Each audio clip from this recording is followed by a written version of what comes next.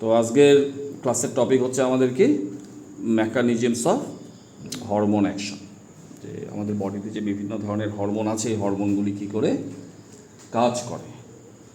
তো আসলে আমাদের শরীরে বিভিন্ন ধরনের কিন্তু হরমোনস থাকে, যেমন কিছু পেপটাইড হরমোন আছে, কিছু অ্যামাইন হরমোনস আছে, প্রোটিনেসিয়াস হরমোনস আছে, আবার কিছু স্টিরয়েডালস হরমোনস আছে, যেগুলি নন স্টিরয়েডাল হরমোনস, অর্থাৎ যে হরমোনগুলি যেমন অ্যামাইন জাতীয় হরমোন হতে পারে বা প্রোটিন বা পেপটাইড যেটা আমি বললাম, এগুলি নন স্টিরয়েডাল এই শ্রেণীর যেগুলি হরমোন আছে না, এই হরমোনগুলি সেলের ভিতরে ঢুকতে পারে না। এই হরমোনগুলি সেল মেমব্রেন যেটা আছে, অর্থাৎ তার যেটা টার্গেট সেল, সেই টার্গেট সেলের যেটা সেল মেমব্রেন, ঠিক সেই সেল মেমব্রেনের মধ্যে কী থাকে, রিসেপ্টরস থাকে, এটা স্পেসিফিক হরমোন রিসেপ্টরস। তো অ্যাকচুয়ালি জেনে রাখো যে আমাদের শরীরে হরমোন দু ধরনের হয়। কিছু হরমোন সেলের ভিতরে ঢুকে কাজ করে, আর কিছু হরমোন সেল মেমব্রেনের গায়ে লেগে থাকা স্পেসিফিক হরমোন রিসেপ্টরের সঙ্গে যুক্ত হয়ে কাজ করে।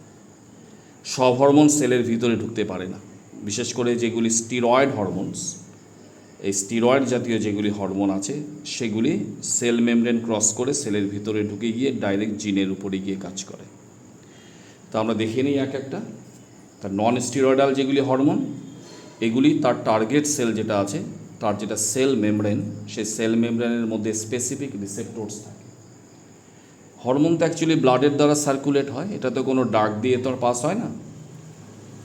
তো এই হরমোনগুলি যখন তার টার্গেট সেলের মেমব্রেনের মধ্যে থাকা হরমোন রিসেপ্টরের সঙ্গে যুক্ত হয়, তখন সেলের ভিতরে কি হয়, সেকেন্ডারি মেসেঞ্জার জেনারেট হয়।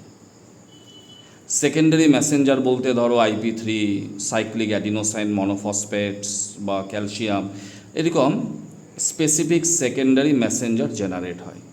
আর সেই স্পেসিফিক সেকেন্ডারি মেসেঞ্জার টার্গেট সেলের ভিতরে পার্টিকুলার কোনো এনজাইম বা প্রোটিনকে কী করে, অ্যাক্টিভেট করে দেয়। তো এগুলি হচ্ছে এনজাইম বা প্রোটিন, যেটা পার্টিকুলার কোনো কেমিক্যাল রিয়াকশনকে কী করে, রেগুলেট করে এবং ফাইনাল প্রোডাক্ট তৈরি হয়। যেটা ফাইনাল প্রোডাক্ট তৈরি হয়, এই প্রোডাক্টটাই কিন্তু অ্যাকচুয়ালি কী করে, সেলের ভিতরে, টার্গেট সেলের ভিতরে অ্যাপ্রোপ্রিয়েট রেসপন্সটাকে কী করে, ক্রিয়েট করে দেয়। তো এটা কাজ করার একটা পদ্ধতি, যেখানে হরমোন সেলের ভিতরে ঢুকছে না, বরঞ্চ হরমোন টার্গেট সেলের সেল মেমব্রেনের মধ্যে, সেল মেমব্রেনের গায়ে লেগে থাকা স্পেসিফিক হরমোন রিসেপ্টরের সঙ্গে গিয়ে যুক্ত হয়।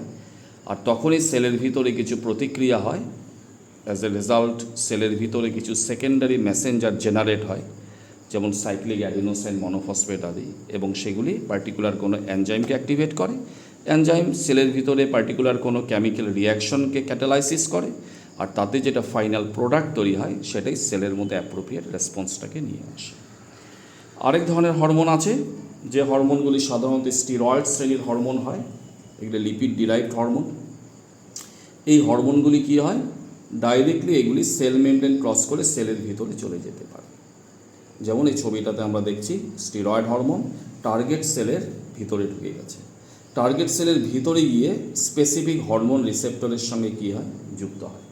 তখন একটা হরমোন এবং রিসেপ্টর কমপ্লেক্স তৈরি হয়। এই হরমোন অ্যান্ড রিসেপ্টর কমপ্লেক্স এরপরে সরাসরি নিউক্লিয়াসের ভিতরে গিয়ে, যেটা নিউক্লিয়ার জিনোম অর্থাৎ DNA আছে, তার স্পেসিফিক জিনোমিক পার্টটাকে কী করে, অ্যাক্টিভেট করে, ট্রান্সক্রিপশনালি সেটাকে অ্যাক্টিভেট করে। তখন যেটা DNA থাকে, ডিএনএর পার্টিকুলার যেটা জিনোমিক পার্ট, ওটা যখন এই হরমোন রিসেপ্টর কমপ্লেক্সের দ্বারা অ্যাক্টিভেট হয়, তখন সেখান থেকে জিন প্রোডাক্ট তৈরি হয়। জিন প্রোডাক্ট হিসাবে তৈরি হবে মেসেঞ্জার RNA, এবং তার থেকে পরে গিয়ে ফাইনাল প্রোডাক্ট অর্থাৎ প্রোটিন তৈরি হবে। আর সেই প্রোটিনটাই টার্গেট সেলের মধ্যে স্পেসিফিক একটা ফিজিওলজিক্যাল রেসপন্স ক্রিয়েট করে দেবে। তো দু ধরনের হরমোন থাকে, তোমরা নিজেরাই দেখলে, যেগুলি নন স্টেরয়েডাল হরমোনস, এগুলি সেলের ভিতরে ঢুকবে না, বরঞ্চ এগুলি টার্গেট সেলের সেল মেমব্রেনের মধ্যে থাকা স্পেসিফিক হরমোন রিসেপ্টরের সঙ্গে যুক্ত হয় এবং সেখান থেকে কাজ করে। আর যেগুলি স্টিরয়েড শ্রেণীর হরমোন, এগুলি সরাসরি সেলের ভিতরে ঢুকে যায় এবং সেখানে পার্টিকুলার হরমোন রিসেপ্টরস আছে, এর সঙ্গে যুক্ত হয়ে হরমোন রিসেপ্টর কমপ্লেক্স তৈরি হবে। আর সেই কমপ্লেক্সটাই নিউক্লিয়াসের ভিতরে গিয়ে পার্টিকুলার কোনো জিনকে ট্রান্সক্রিপশনালি অ্যাক্টিভ করে দেয়, যার ফলে সেখান থেকে প্রথমে এমআরএনএ তৈরি হবে, আর তারপর সেই এমআরএনএর থেকে কী তৈরি হবে আবার ফাইনাল প্রোটিন প্রোডাক্ট। ওই প্রোটিন প্রোডাক্টটাই টার্গেট সেলের মধ্যে যেটা রেসপন্স সেটাকে জেনারেট করে। ঠিক আছে।